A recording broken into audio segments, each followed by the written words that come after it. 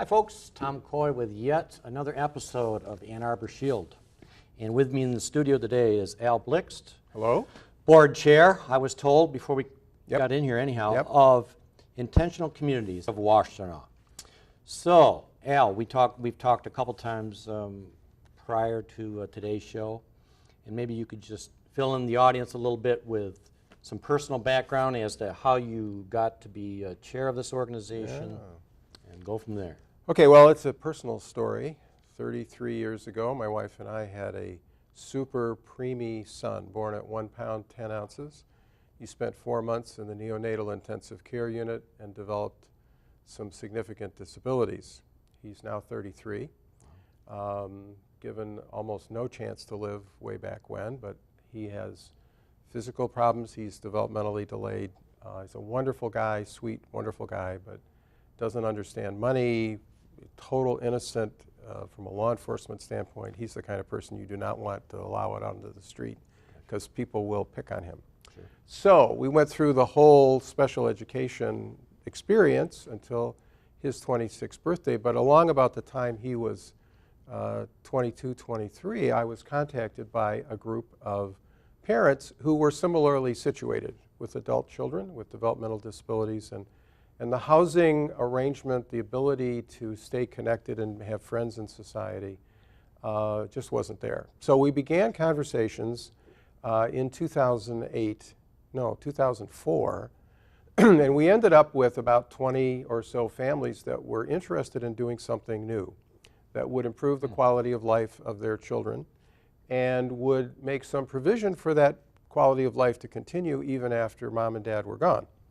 So Intentional Communities grew out of those discussions, and in 2008 we opened our first community, which consisted of 5 residents, and the keystone of this whole concept is to have a person who is on site, has their own home on site where these folks live, and who provides kind of the social glue. They're kind of the cruise director. So we call that person a community builder. So we opened in 2008 with 5 individuals whose parents had the means to purchase condominiums. And so it's at Summerfield Glen, which is out near, if you know where the Liberty Sports Club is, Yeah. right? I-94, just as you come over I-94 on Liberty. And so Summerfield Glen is a wonderful condo complex, has hundreds of units, but we ended up with our first 5 residents living there. And so what happens in that living unit, now we have 4 of those groups, each one of which has a community builder. So that group becomes kind of a social cluster, a unit. And every Monday, they will meet at one of the residents' homes, and that person hosts dinner. They plan social activities and outings and various kinds of things that allow for formal, structured social interaction, which might mean going out for an ice cream cone, or it might be going to the movies, or going horseback riding, or doing something.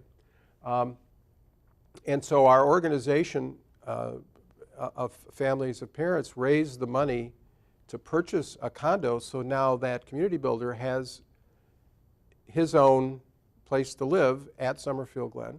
let me ask you a question here just before I forget, because that audience will know that happens with me regularly. In a group home, typically you have, I don't know what the title is, but someone who oversees that population. How does that differ from what you're describing? So in a group home setting, with all due respect to everything that the government provides, there is literally food, shelter, safety. That's about it. Persons who don't have a choice of whom they live with, you don't necessarily have caretakers who are going to be interested in developing the knowledge and skills of those individuals. It's basically to keep them safe. And so those are, in terms of the phenomenon of isolation and loneliness, that is really what really gets to these families. So group homes are a form of highly regulated congregate living where you don't get to choose who you live with, and you don't necessarily have any outside social activities. So what we're trying to do, we build on the kind of support staffing that the government will provide. And so a private agency of one kind or another for those individuals who need help, like my son has 24/7 care. For those who need it, they will have what's called community living support staff. And those are people who will come in and make sure that meals get made, make sure that that person gets out and buys groceries and do all the things that need to be done. But the community builder's job is not to work one-on-one with the individual. It's to bring the groups together and to make sure that they have a social life. So our communities operate, I mean, primarily right now we have 30 residents roughly who belong, and there's half of them live in the complex that I mentioned, Summerfield Glen condo complex. But that's not affordable for everybody, including me. So we also opened communities at an apartment complex that accepts Section 8 subsidized rent and has a sliding scale of income-based rent. So Woodchase Apartments is home to some of our folks, and Summerfield Glen is home to some of our other folks. So what happens is that, so like that small cluster is like the basic operating unit of the concept. But once a month, we all get together for an event, and it might be a Halloween party, or it might be, we have a winter formal at Barton Hills, where all the young men and young women get dressed up, and the young ladies just love it. The guys are definitely good with it. But we have, you know, a summer beach party. We have, in the spring, we have our annual fundraiser, which is a bowling party at the new Revel and Roll. It used to be Colonial Lanes. Okay. Right? Oh, yeah. But so we raise money, and as a group, we have now got about 30 families that are directly involved, but we've got over 200 folks who are on our mailing list who have loved ones with developmental disabilities. And so we provide social activities both at the small community level, the larger community level, and we also provide, on a monthly basis, public meetings that are educational, and that's really for the families. So every month we will have, usually, except for the summertime, we will have someone come in. We might have an attorney talk about special needs trusts, or we might have somebody from community mental health come in and talk about benefits. We might have somebody who is a trust officer at a bank, or somebody who's a psychologist or psychiatrist.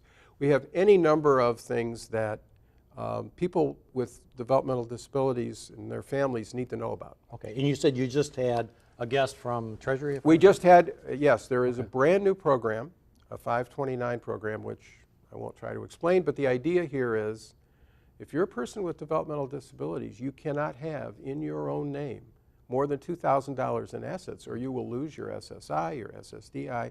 It will affect your Medicaid eligibility. And so the government has created this new program which will allow you to have essentially a sheltered savings account that will allow you to accumulate money to do things like buying a handicap accessible van, or even to purchase a home, but to have more than $2,000 in assets, as long as that fund is used only for disability related expenses. So we had the director of that new program, it's called Me Able. And so for those of you who are out there interested, you can just go to Me Able, or My Able, I guess. It's MIABLE.org. Good use of camera here, Yes. Al. And that came about when? When did that? That was Tuesday night. But I mean the program actually was passed in 2014. It was approved in 2015, but it went live 7 days ago. Oh, wow. So this is a brand new program. Most people don't know about it. So we had a full house Tuesday night, and the people who came, obviously word of mouth works because people who were not on our mailing list showed up. Yeah, you showed me the picture. It was definitely so we had a big crowd. So what we try to do is we provide support. We provide, for those who think they want to become part of intentional communities, we have an intake process, and we allow people to kind of ease into it. It usually takes about 6 months to get ready to move in, especially if the individual is moving out of mom and dad's home. Gotcha. If they've been living somewhere else, it's a difference. But we have residents between the ages of 22 and 52 right now. Okay. So we have a pretty wide age range. For sure. And what we try to do is create the most supportive and integrative as much as we can into the community. Okay. The other thing I would say is that the paid staff that the government pays for, the community living support staff, we work hard with them to help them see their role not as a caretaker or a caregiver even, but as a daily living coach. And we model the idea that we're trying to build the capacity of these individuals. My son, when he lived at our house, he never did laundry. He didn't know how to load the dishwasher. You know why? Because Mom and Dad were so helpful. Right. So helpful. Parents, are we listening to this on any level? No, yeah, right. Right. So that the idea of having people reach their optimal independence in a safe environment with social connections. And I can tell you, as a parent who there were normal, what we would call normal, typically able kids, when he was in elementary school and in junior high school and even in high school, those people were his friends. But as soon as high school was over, they were gone. Right. So if you don't have people that could be your peer group, you know, the world loves a disabled child. It does not love a disabled 33-year-old man nearly as much. Interesting. Right? Yeah. So from our standpoint, we have integrated within the whole community, but yet with people who have a social circle that they are able to operate in and have friends and have activities and have a full, rich life. Yeah, I like it. I really applaud. I mean, we've talked about intentional communities in the organization, and we met with you the other night. And one thing that came across very much in talking to you is that the population that we're talking about here, often the parent or the guardian feel overwhelmed. Yes. And isolated, and those two things working together can really, I can understand, would be very discouraging for whatever reason. And obviously, intentional communities addresses a lot of that. So we're going to put up on the screen here how you get a hold of Al, and that would be to use either the website at intentcom.org, or he said you may call him at 734-657-5772. And again, that's Intentional Communities of Washtenaw. And Al, I appreciate you being here today, and I'm really hoping that someone knows someone or is watching now, and that you'll get a phone call or access the website. That would be fantastic. And I think you've got a great organization going here. Thanks so much. Thanks for being on the show today, okay. my friend. Take care. All right.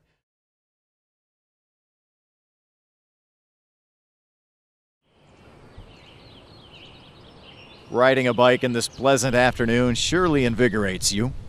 But wait, you've just missed something.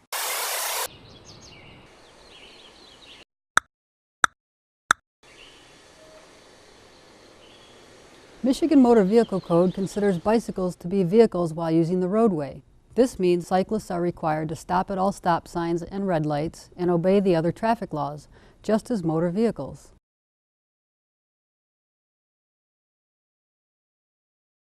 Hi folks, Officer Coy with another episode of Ann Arbor Shield. I'm not sure why I'm so distracted, but I am right now. Anyhow, so in the studio today I have Mark McCulloch with me from the Washtenaw County Road Commission. Mark, you contacted me, or you contacted somebody here at the show some time ago, and if I may say, you sounded a little bit exasperated, and you wanted to get some public information out to the folks out there with regard to traffic roundabouts. So maybe we could start right there. Maybe we could start right there before we say anything else. Absolutely. Why traffic roundabouts? Why traffic roundabouts? Well, Tom, thanks for having me on the show. First Absolutely. You know, roundabouts, when placed at the right intersections, have a unique feature of being able to provide safety and efficiency to the motoring public. They have reduced crashes, found to reduce injury crashes by up to 90%, so eliminating those. And they can also be very effective at getting more motorists through a given intersection at a given time, as opposed to what a traffic signal can provide. That being said, they shouldn't be placed at every intersection all the time, but when they are warranted at the right spots, they do provide some excellent benefits. That being said, we've found out over time that through some outreach with our community that we could be doing a better job with educating the public about how to use roundabouts through driver's education. So that's why the reason I reached out to you folks, and I'm very thankful that you've given us this opportunity and platform to do so. Now, this is going to look like I threw Mark underneath the bus, because we're going to go to a clip here shortly with regard to roundabouts, and they're going to have some different opinions, Mark, about roundabouts. So let's cut to the clip a minute, and we'll come back in the studio. Also tonight, no one investigates like News 4. We began investigating accidents at this roundabout in Hamburg when there was a fatal crash there last year. Tonight, our investigation is expanding. Are roundabouts creating more harm than good?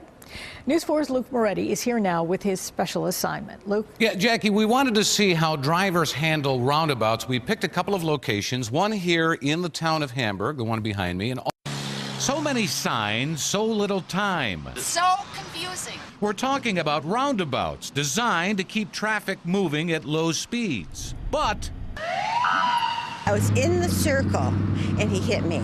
a year-long News 4 investigation has discovered that some of these circular intersections have actually experienced more accidents after they were installed. We're coming this way, and he's yelling at me. I'm like, I don't have a yield.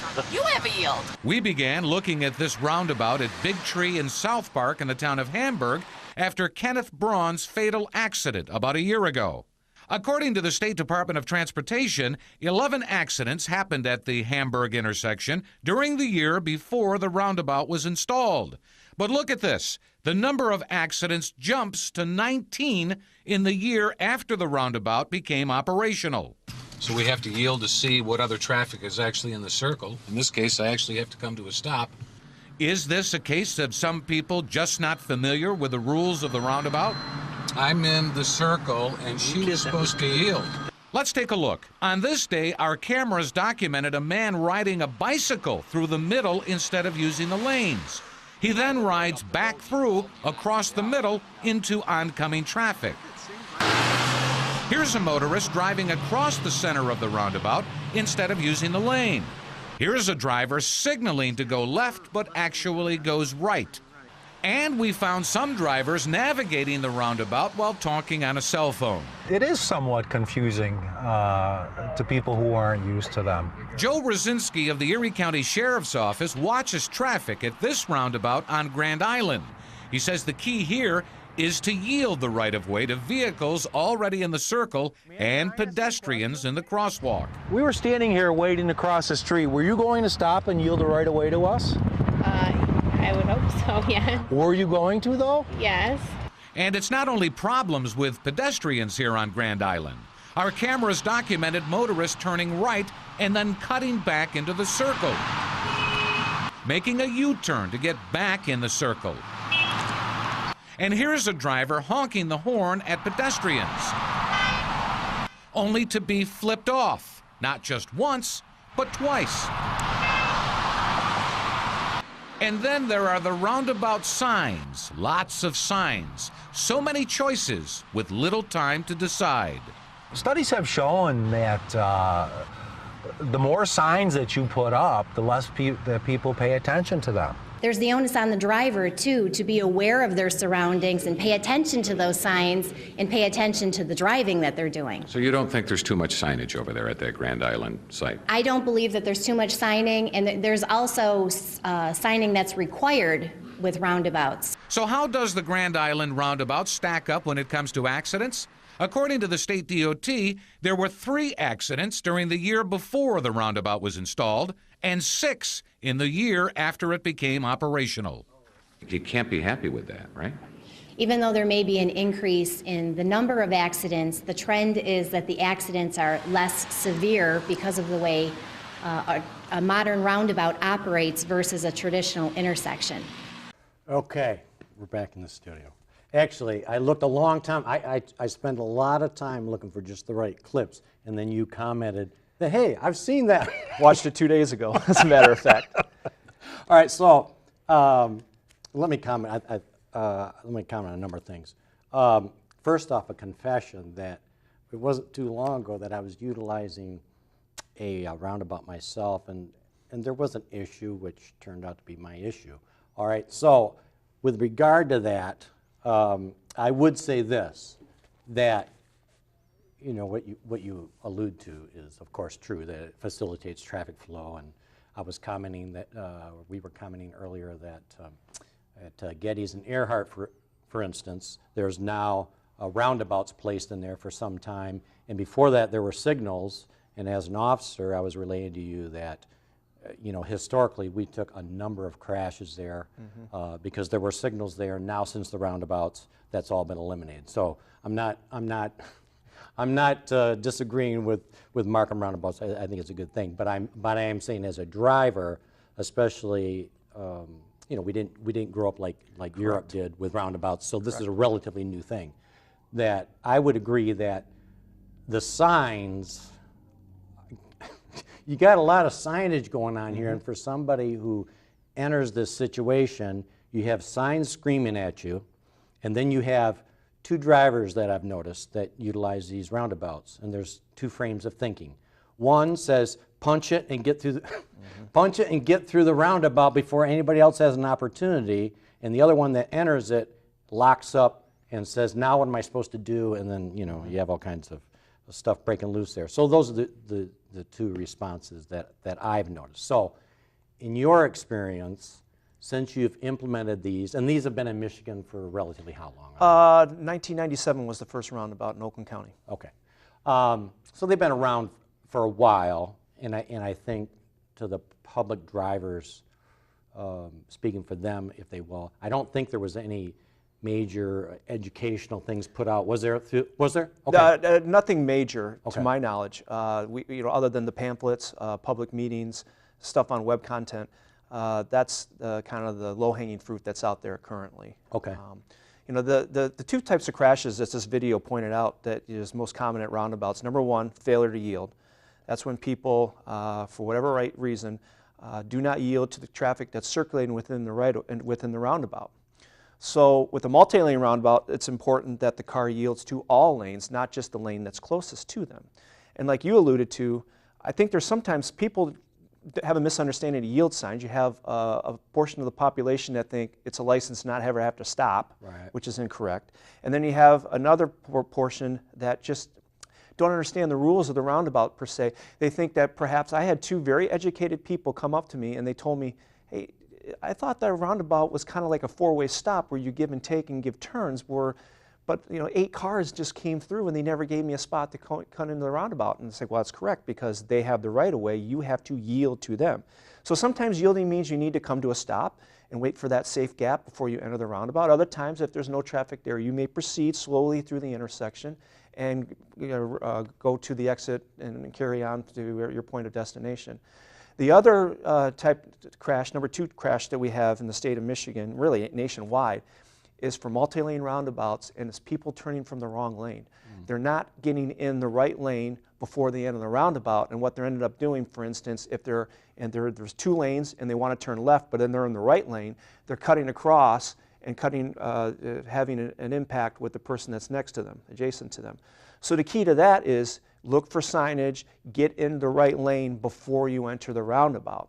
At State and Ellsworth, in fact, what we're doing this very moment as we speak is we are putting overhead signs above the lanes because you know, the lane use signs that we have today, they're quite small and they sometimes can get lost with the commercial traffic, commercial signs that are out there, whether it be Speedway, Tim Hortons, Ann Arbor Bank. So we're hoping that with the overhead lane use signs that it'll give enough advance warning to drivers that they can get in the appropriate lane before they enter the roundabout so that we reduce those crashes. We've had a very, since we've started implementing change at State and Ellsworth, we started out with 160 crashes after it was open to traffic. What we've found that through any roundabout is that there's a trade-off with low speed, non-injury crashes. So that what we saw in that clip there, that there was an increase in crashes, that doesn't surprise me. What you're trying to do is you're trading off safety and efficiency with sometimes with the what I call crashes that you go see your insurance adjuster and then you have to pay a deductible, so a deductible crash. Inconvenient, but nonetheless it's saving your life and you're walking away from the incident. Through this education campaign with the yielding, we call it Yield is Your Shield, that We're hoping that we can get enough awareness out there that people take the time to slow down, look around your surroundings, yield the right-of-way to people already within the roundabout, wait your turn. And the important thing is never merge into a roundabout. What I mean by that is you don't want to use it like a freeway ramp, okay, where you're starting to hit the accelerator and then just kind of fit in with flowing traffic. With roundabouts, that may lead to what we call the failure to yield crash. So it's important that you wait for your turn, wait for that gap before you enter the roundabout. So you don't want to merge and just fit in. Gotcha. So those are the tips that we're trying to point out right now. Okay, and so when people I assume they contact your office at some point, or maybe your boss or so forth, is there a number one complaint, or is it a myriad of complaints with regard to roundabouts and the use of roundabouts, or confusion? And mostly failure to yield. I mean, people will say, someone cut me off. I was circulating within the roundabout, and someone just came right in, and they cut me off, and it was a near hit. Okay, so a caveat, if you will, to drivers anywhere, regardless, would be maybe to remember that those that are already in the circle itself have the right-of-way. Can we start with that presumption? Yes. And that if you're coming from, it doesn't matter what kind of road you're entering into this roundabout with, that you must yield and probably even stop most times before you enter that traffic. That's correct. Is it, right? So in off-peak hours, chances are when there's not a lot of traffic in the roundabout, you may only have to just slow down and slowly go in the intersection without ever coming to a complete stop. If you were to approach a roundabout, any one of our 18 roundabouts in Washtenaw County that was during peak periods of the day, whether it be morning and afternoon, chances are you will have to come to a stop or slow down for a brief second, so that you have to wait for that gap to form in the roundabout for you to safely enter, circulate, and exit the roundabout. Gotcha. And you bring up the same word repeatedly, and I would agree with you. I mean, I think it would apply to a lot of different traffic situations, but certainly in a roundabout situation where you're unsure about what your responsibilities are and where somebody else's is, and that is to slow down. I was remarking to you before we started that at least where I live, you see a lot of folks that are coming off an adjoining roadway, entering this thing, and they just punch it. And I don't know what they're thinking, but they get in the middle, they landlock because now they've got themselves in a bad situation with regard to lane usage. And so I don't know, what their frame of mind is prior to that. But if they just would have stopped, slowed down, looked at the signage, figured out where they, it would seem to me that it would alleviate a lot of that stuff. And something else that is suggested to some people is that try to make eye contact with fellow drivers within the roundabout, because that way, that's their way of communicating to one another. We've been trained throughout the years with the traffic signal with binary code, red, stop, green, go. That's not there at roundabouts. The drivers are forced to make their own decisions as to when to enter the roundabout and circulate. So for some people, that makes them very uneasy, and they haven't had driver's education throughout the years. I'm 42 years old. The first roundabout that came into Washtenaw County in Michigan was long after I had my driver's license. Sure. So there are people out there that haven't had the training to learn how to navigate a roundabout. So hence, that's why the Washtenaw County Road Commission, in partnership with others, is trying to ramp that education up so that we can have enhance and have better improvements in the statistics at roundabouts that we're currently already. They're already good statistics, but I think we can do even better with some education. And you mentioned prior to us coming on set, again, State and Ellsworth, that during peak hours, you will certainly have backup waiting to get through, the roundabouts. But given that same situation with a traffic signal that was there prior to that, right, the wait time. You could wait up to 20 minutes back up, a mile back up to Morgan Road. With the roundabout that's there today, the same backup is there up to Morgan, but they're getting through that intersection much faster. It could be up to a 5-minute wait now. So many people that I talk to about State and Ellsworth, they'll say, yeah, we understand that there's some incidents at the roundabout, but it's been great for efficiency, and it doesn't take me that long to get to I-94, which is great. And as an officer, I can just tell you, anytime you have a traffic signal with high volume, it's inevitable that you're going to have what we call failure to a stop within a sure clear distance, meaning the signal goes red and you didn't leave enough room, and then you plow into the back of them, and those, unfortunately, those kind of citations are written all day long. All right, we're going to look at some homework that Mark and the CTN crew did out on a roundabout here. So let's cut to that, and we'll comment.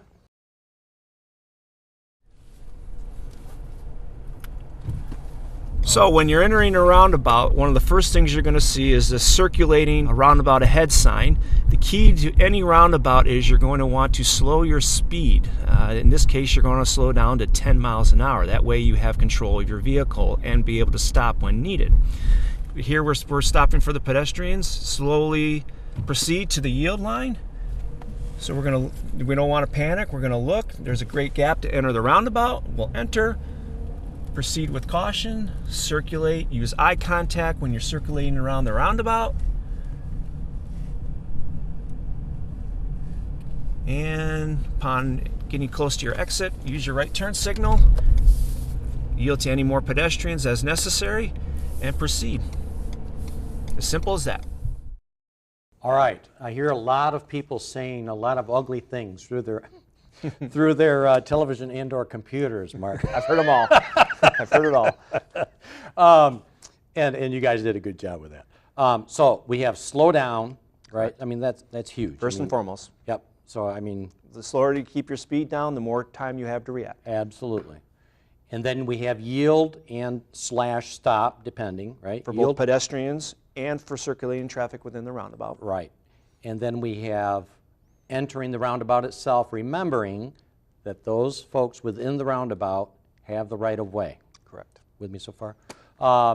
My question to you as I'm watching this is, let's say you get in the roundabout, you become confused as to where or what street you want to get to, or let's say you can't even get to it because the roundabout is so occupied.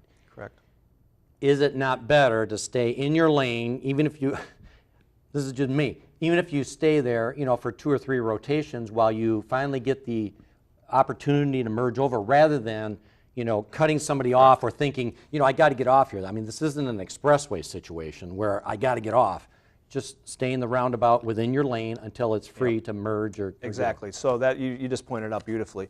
The benefit of that roundabout is it gives you time to gather yourself, to figure out where you're at. And if you missed your exit, no big deal. You take another 360 around, and then you can take your exit accordingly. Most roundabouts are signed appropriately. They'll have, within the splitter islands themselves, they'll have kind of like what we're familiar at freeways, an exit sign with an arrow and the street name. So, look for those. And the best thing you can do, like you said, is make sure you stay in your lane, because that's when you can get into trouble and cross over, and especially at a 2-lane roundabout, and have an impact with someone that's adjacent to you. Right. And it's something else about multi-lane roundabouts which is very important, especially for aggressive drivers and the young drivers who just may not know. What you see in that very first video, there was this wide concrete area where that car drove over instead of going. That's called a truck apron. Those aprons are there for large semi-tractors, tractor-trailers, in order to be able to stay within their lane, but then the trailer portion can mount up and over onto that area. Well, great engineering, great thought, but the problem is it's not being executed by the drivers, the truck drivers in general. They have taken it upon themselves to say, you know what, it's in our best interest to do what we can to box people out and utilize both lanes so people don't try to pass us. Okay, so they're not always using that truck apron. So when you have 2 lanes within a roundabout and you're next to someone, don't jockey for position and try to get ahead of them, because the third most frequent crash that we see at roundabouts is where they sideswipe that truck, because that trailer starts moving over, and then they lose. The truck will always win. So be patient. It's only going to take a few more seconds to get through that roundabout, and then you can pass along. So stay in your lane, and just get your wits about you. Give them some space. Okay. And my final comment on roundabouts, I think, would be one that is north of here, north of the city actually, where there are multiple ones in a row. And I have to tell you, my best advice to anybody with multiple roundabouts, because I take it myself, is drive with extreme caution and don't expect anyone to yield to you in those roundabouts, and you'll be fine. But when you start assuming... Fortunately, Lee Road is not within Washtenaw County. I didn't know if you designed it, Mark, so I didn't want to go there, man. No, I do know who did it. There is a story behind it. Not that, I mean, it's when they build a shopping mall there, there was not the sufficient resources in order to widen the bridge over US 23. So in order to accommodate the traffic at Whitmore Lake Road and the two off, well, and that specific southbound ramp there, they went with that double lane roundabout. So the principle was right, but the execution has turned out to be confusing to most motorists. A lot of traffic, a lot of lanes, and it adds an element of confusion that I think has given roundabouts statewide a bad name. Yeah. No, I agree. Drive with caution, never assume. Okay, some unrelated questions we talked about a little bit prior to this, and you pointed out something interesting. A lot of us were bombarding you with questions that really don't, that your job description doesn't cover. So maybe you can distinguish between what we were talking about, the traffic division.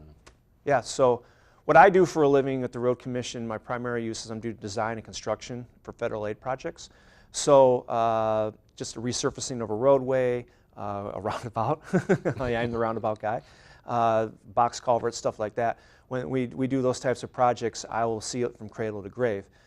We do have other sections within the Road Commission, our traffic and safety folks in particular, who do a lot of analyzing the traffic. They get the traffic grants. They field a lot of the questions from the communities and the constituents out there concerning speed limits. Hey, I want a stop sign. I want a four-way stop. I'd like a traffic signal.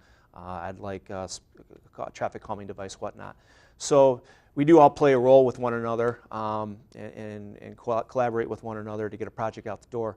But yeah, there's a lot of questions out there that are non-roundabout related out there that we can definitely jump into. So the biggest one we had, we all agreed on, I worked for a small portion of my career in traffic, was the folks that come to usually the police department and say, I want a stop sign at such and such, and we say, well, that doesn't fall within the police department to come up with that. That would be traffic engineering. Right. We forward to traffic engineering, and then the person comes in 3 days later and say, you know, I went by that location today, and I still don't see a stop sign. So maybe you can give us a little idea of what goes behind just a simple stop sign. Yeah, I mean, so in practicality, just putting in a stop sign only takes a day. However, there's rules that we have to follow as an agency. And it's called the Manual Uniform Traffic Control Device, and specifically Michigan has its own, the Michigan Manual Traffic Control Devices, MMUTCD. And within that, they have warrants out for traffic signals and stop signs. And it has to meet certain criteria in order for those to be implemented. So for instance, I don't know the exact numbers anymore, but for a stop sign, it has to have so many hours of delay at that intersection in order for there to be, because what's happening is the people, usually there's a dominating through route on one side, and then the side street can't get in the route into the intersection either in a timely manner or safely.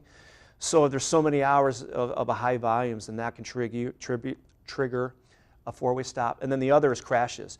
If there's so many injury crashes that are occurring within a given year, then that can also trigger the need for a four-way stop.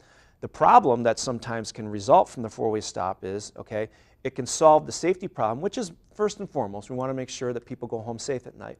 But it can then also can create a lot of congestion. So you never want to use a four-way stop just for speed control. That's not the right approach to use for that, because I know that's a lot of times in a neighborhood to say, hey, just make it a four-way stop. Yep. The problem with that, if in a community with a four-way stop, is if there's traffic that's never there typically, what they're going to do is abuse it and disrespect it and drive right through it. So a pedestrian thinks that a car is going to stop for them, they may not.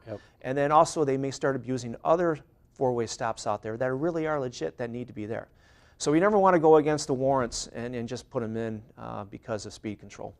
And I'm going to go out on a limb here because of our age difference, but do you recall a sign, not a sign, sorry, a song called Sign, Sign? Okay, well. Everywhere there's signs. And you everywhere a sign, actually I like that song. But you commented on one of the breaks, and I recalled from reading an article on the same thing, is that the more signage that you put in an area, because that's the other thing the police department usually gets addressed with, is we want a sign of fill in the blank.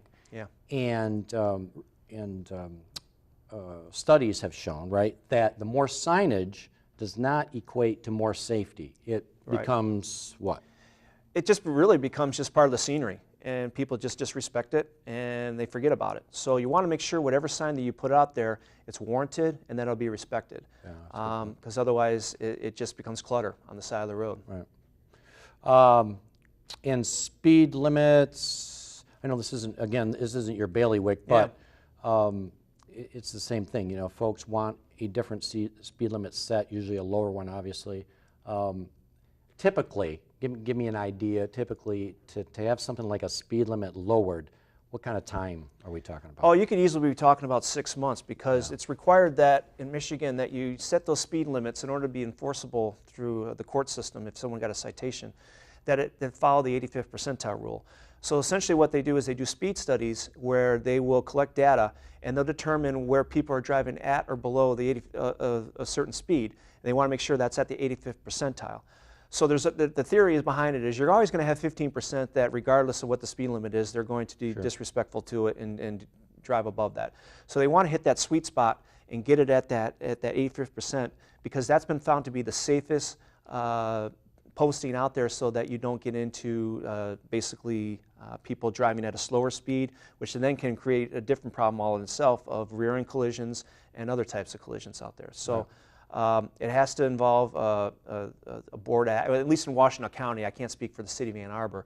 We have to go to the state police, the Michigan State Police. They have to sign off on the speed limit through the speed study. A lot of the times the township is involved in it. And then it has to go to a board action. So it takes up to a 6-month process to get a speed changed. And a lot of times what people will say, they'll come to us and they'll say, hey, we'd like this speed limit reduced. And let's say it's at, I don't know, 30, 40 miles an hour per se, for example. And you'll say, okay, we'll do that. Well, then we go out there, we do a speed study. Guess what? It's at 50 miles an hour. So sometimes you got to be careful what you ask for because now we're bounded by the 85th percentile rule that we have to raise the speed limit up to 50 where you were looking at it to go at 30 miles an hour. That I did not know. Yeah. Okay. And this question is for me. Sorry, audience, but what is the relationship or what is to be taken into account? Like I understand within the city of Ann Arbor, Huron, I think, is a state line. Is that not right? Correct. Okay. State line, business loop 94. So explain that to the audience as far as, because somebody asked me to look into something and I found out that, that technically that roadway we were talking about, even though it fell within the city limits, was not, Yeah, that's something I get a lot of phone calls as well on, not particular Huron, but any type of jurisdiction. There's, people look at it as Washtenaw County in general. And what they don't understand is there's different levels of jurisdiction throughout our county. You have the state, which has the jurisdiction of I-94, US 23, M15, Ford Boulevard, M52. And in the city itself, they have Washtenaw Avenue, and they also have Huron Street, which is Business Loop 94, so it connects traffic from 94 to US 23. Okay. Then you have the road commissions out there, road commissions statewide, but in our particular case, we cover everything that's not within cities and villages within Washtenaw County. So anything that's within the city of Ann Arbor, Dexter, Chelsea, Milan, Saline, that falls within their jurisdictions, and then everything outside of that in the townships would fall under the umbrella of the Washtenaw County Road Commission. Gotcha. So you have 3 different levels of government there. And most people aren't familiar with that. They just think it's a road, and you're the Washtenaw County Road Commission. What do you mean that's not? You can't do anything for me. So we hear that often. So if we're talking about one level of government that may take its time, when you're talking about 3 levels, wow. I think you see where I'm going with that. It can be done, but it's going to be a while. Yeah. Let's see, what else do we have here? Traffic decisions. I think that is all we covered. I mean, we covered a lot. Yeah, we're talking about the traffic signal in particular. Like if a person were to call and they would ask us, hey, so-and-so got injured at a certain location. How come you don't put a traffic signal there? What's taking you so long? Well, we got to go into the warrant situation once again, but let's just say that a certain specific, there's a request after an incident to put in a traffic signal, and we find out that the warrants are there. Well, now we got to get resources. The traffic signal in itself can cost up to $100,000, and that is not easy to get that kind of money put together that quickly. Sometimes it takes a year or 2 to find funding, whether it be in your general fund or whether it be through a grant through the state or the feds. So it does take time in order to get the ball in motion, in order to get a device such as a traffic signal up and running. So people need to be patient and understand that it's not, unfortunately, as easy as snapping our fingers and putting one in. And that's another thing that comes, into the police department a lot is, again, where is this signal or where is this sign? And I think I don't want to talk ad nauseum about that, but I think we've done it. If somebody had any more questions with regard to traffic calming devices or so forth, is there a website that you recommend that folks go to? I mean, I haven't been on Secretary of State's and I don't know how. Yeah, well, I can speak for the Road Commission. We would talk to our traffic and safety folks. They can visit our website at www.wcroads.org. They can also call 761-1500 and ask to speak to our traffic and safety folks. They run our traffic calming program. Again, just like speed limits and stop signs and traffic signals, there are warrants that need to be met in order to put the most common thing it requests is speed humps in order to slow traffic down in a neighborhood. So, you know, Elena and Brent, they would be more than happy to walk people through that type of questions if they had something about that. At the City of Ann Arbor, I'm sure, you know, if you contact their engineering department, they too would be able to help you out. Outstanding.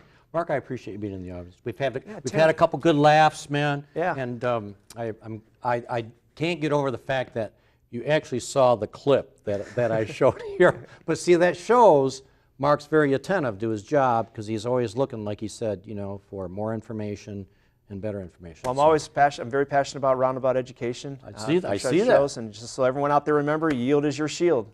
I like that, actually. Yield is your shield. That's actually the tip of the day we'll leave you with, folks.